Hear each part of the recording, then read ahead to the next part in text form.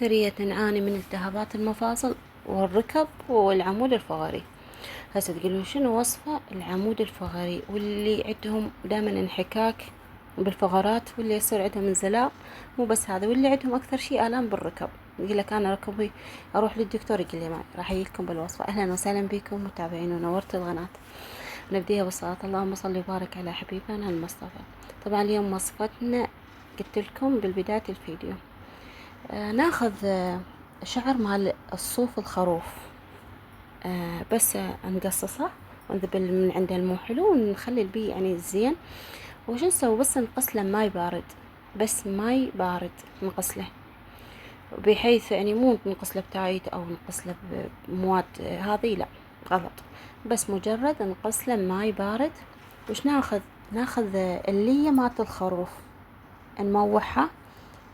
نموحها كلش، نخلي فوقها نخلي ورق قار،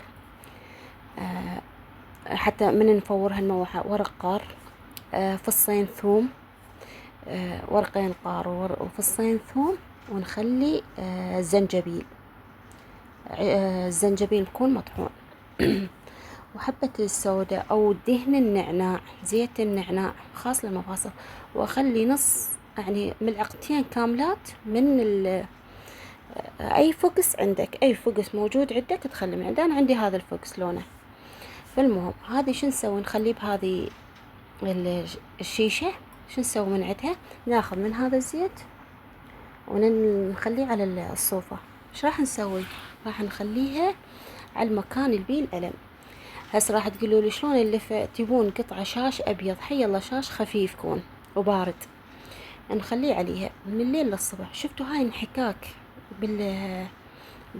راح ينحك بالجلد. شكو عندك كهربائيات داخل يعني تدرون الخرفان من طبيعتها شلون إذا ظلت تجادح بها مادة، شلون يعني كهربائيات تسحب شكو طاقة كهرباء بالجسم. والنتلات الكهربائية واللي عندهم دائما يصير، أنا أقول لك أنا عندي كهرباء بالجسمي، شلون أتخلص من عندها؟ هل أمشي على الرمل وهل هذه؟ ليش يقول لك روح امشي دائما يوم ليش دائما الراعي من رب العالمين ما يصيبه شيء، حتى عظمه قوي وحتى نشاط عنده؟ لأن الطاقة السلبية كلها يسحبها الخروف.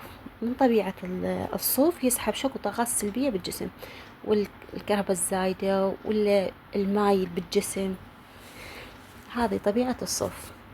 فهذا شو نخليها على المكان اللي بيه الألم، ونلفها بحي الله شاش، ومو قوي، لا نكون رخي بحيث يظل يتجادح بالجلد. ايش قد نستمر عليها؟ تستمر منها على ما تشوف نفسك زين. حتى اللي عندهم كهرباء بجسمهم واللي عندهم نتلات كهربائية، وحتى اللي عندهم دائما يصير تصعد مرات مدى شغلات بجسمك براسك، آلام، شحنات كهربائية، هذا شو تسوي؟ تخليها على علباك أو تخليها على قسطك، مجرد أسبوع تروح من عندك هذه. ونخليها على مكانات أسفل القدم، المكانات اللي بيهم هاي اللي عندهم شحنات كهربائية بجسمهم، واللي عندهم آلام بالمفاصل أو الظهر، بس مجرد يخليه، كان إنسان كبير بالعمر أو صغير، بس يخليه شكو التهاب بالعظم يروح. وبعد أنت ترتاح، أصلا أنت ما بدك تذبها. شكو عندك هسه اليوم أنا عندي تليف بإيديني وبيها شلون الضغوطات، اللي مكان اللي الدفات اللي بالظهر نخلي عليهن، لأن يعني دائما الطاقة اللي يصير بالآلام مال التليف تتكون من الكتاف. في مكانات الدفة الموجودة بالظهر نخلي عليه هذه شكو سعرات، يعني شحنات كهربائية تروح، شكو تليفات بالجسم تسحبها. واللي قلت لكم الظهر نخليه على الظهر. طبعا ومع اللي عندهم التهاب بالعمود الفقري وعندهم هذه، ناخذ الكركم مع حليب مع سمسم يوميا نشرب من عندهم، وشوف النتيجة، شكو التهاب بجسمك راح ينزاح. وإذا وصلتوا اللي هنا أتمنى تدوسون لايك حتى غيرك يستفاد.